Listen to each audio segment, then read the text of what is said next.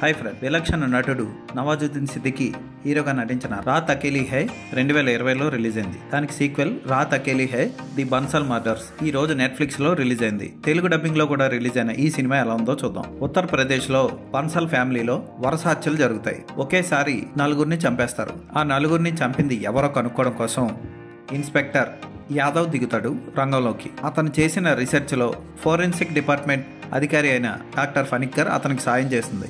వాళ్ళిద్దరూ కలిసి ఆ కేసును ఎలా సాల్వ్ చేశారన్నది మిగిలిన కథ. కథ మొత్తం ఆ ఇంట్లో ఉంటున్న మీరా అనే అమ్మాయి చుట్టూ తిరుగుతుంది. అయితే దర్శకుడు హనీ ట్రెహాన్ చాలా బాగా తీశాడు సినిమాని. తన చుట్టూ పొలిటికల్గా డిపార్ట్మెంట్ పరంగా చాలా ఒత్తిళ్లున్న ఇంట్లో అమ్మ పెళ్లి చేసుకోమని పోరు పెడుతున్నా సరే తన లవర్ని ఇంట్లో తిప్పుకుంటూ కేసు మీద శ్రద్ధతో అద్భుతంగా సాల్వ్ చేస్తాడు యాదవ్ ఈ కేసుని. సినిమా ఫస్ట్ నుంచి లాస్ట్ వరకు ఇంట్రెస్టింగ్ గా తీశాడు, ఎక్కడా బోర్ కొట్టదు.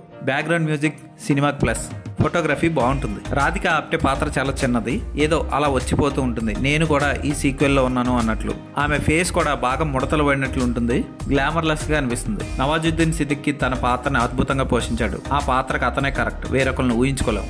రజత్ కపూర్ పాత్ర కూడా బాగుంటుంది. డాక్టర్ ఫనిక్కర్ పాత్రలో రేవతి విచిత్రమైన గెటప్ తో క్యూట్ గా ఉంటుంది, బాగా నటించింది. చిత్రంగదా సింగ్ పోషించిన మీరా పాత్ర ఏమంత గొప్పగా ఏమనిపించదు, పర్వాలేదు అంతే.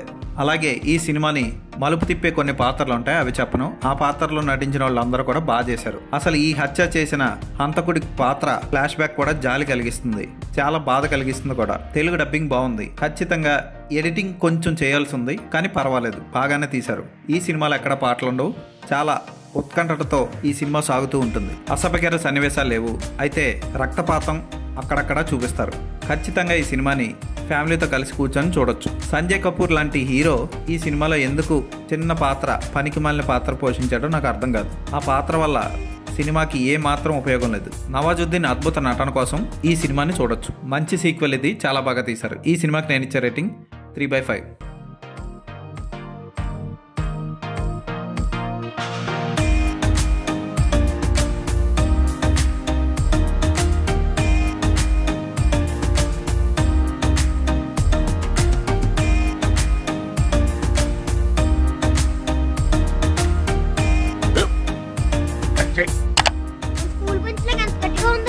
కొట్రా, కొట్టు, పర్లేదు, కొట్టు.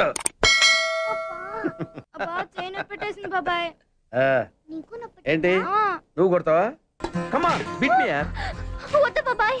వాడిని నేను కొట్టడం లేదమ్మా, వాడినే నన్ను కొట్టమంటున్నాను. నువ్వేం కంగారు పడక్కర్లేదు. అడుగుతావేంటి?